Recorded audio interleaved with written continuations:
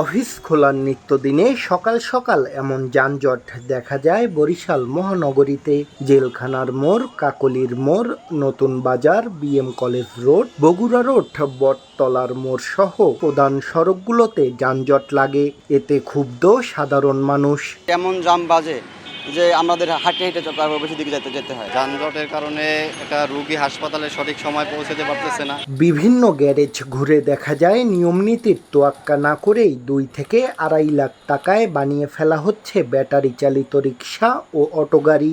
বৈধ অবৈধের জাতাকলে বরিশাল মহানগরীতে এখন 5 গুণ বেশি যান চলাচল করে বলে জানায় নিয়ন্ত্রণ সংস্থা বিআরটিএ।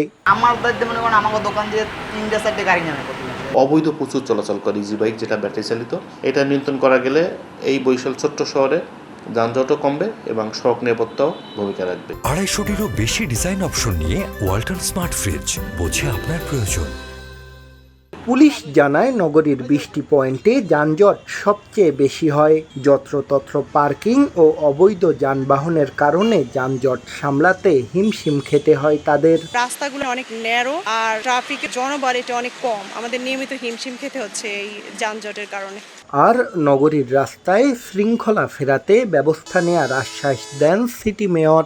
পুলিশকে নিয়ে আমরা এগুলো আলাপ আলোচনা করব এবং যারা এখানে যানবাহন পরিচালনা করছে তাদেরকেও আমরা ডেকে এই ব্যাপারে একটা সুন্দর সমাধান দিতে পারি।